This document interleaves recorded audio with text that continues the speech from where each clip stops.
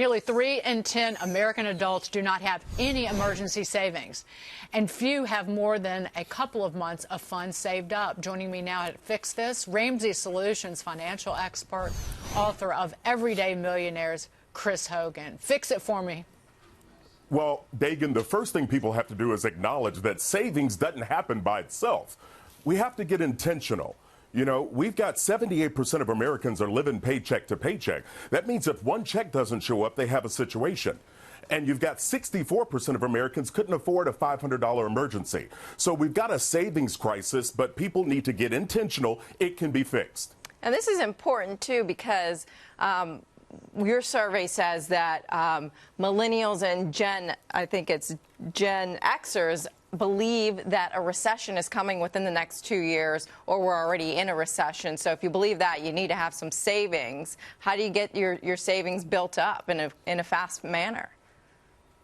Well, Lindsay, listen, I read this stuff all the time, and I don't have a crystal ball, and I'm not going to subscribe to panic. What I'm going to do is be intentional. So the best way to fix this is to start to budget. Budgeting means you tell your money where to go instead of wondering where it went, and you start to be in control of your money.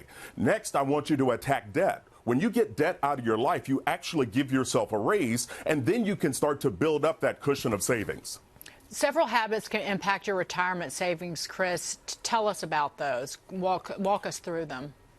Well, we have to remember, Dagan, first and foremost, that retirement's not an age, it's a financial number. So people have to be intentional. But we need to be careful. This summertime, people are happy and excited, but we can't buy things simply because they're on sale. You need to be careful there. If it's on sale, you allow yourself to get off track if you don't stick to a plan.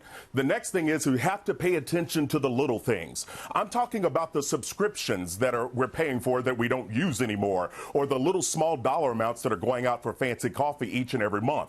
So be intentional there, and don't spend money just because you have it. I want you to be intentional about your future. Remember, your retirement dreams don't happen because you want them. They happen because you work toward them. Chris, this is Jack Brewer. At what times are debt a good option? You know, being realistic, some people, get in a crunch, or, they need to borrow some cash, or they just want to make a good financial decision. When would you suggest that you use debt? Jack, I only see debt as an option if you're buying a mortgage, and that's a 15-year fixed-rate mortgage, but only after you're out of debt and you've got an emergency savings. Listen, I learned how to count a long time ago. When I use someone else's money, they charge me a penalty in the form of interest. I don't want to be charged a penalty. I want to be rewarded. So remain allergic to debt and build up your savings and invest for the future. You know who you can borrow from? Yourself. Through your 401k plan. See, there I go. Dagan? See? No. No. See, I knew you were going to do that. Yeah. Listen, Get it, Chris. do not touch 401ks. When you do that, you stop money from growing and you tap Uncle Sam on the shoulder. Don't touch that money. No, there's no penalty. If you go to your employer and say, I need a down payment for a house, I don't have any debt, but I have all this money sitting in a 401k, I can borrow from it, and you have to repay it back. You have to pay it back, and it just deducts out of your paycheck every Here's the other problem with that, Dagan. If someone loses or leaves that job, that loan becomes due and payable within 90 days. You add more stress. Just go work, save up a down payment, get a house.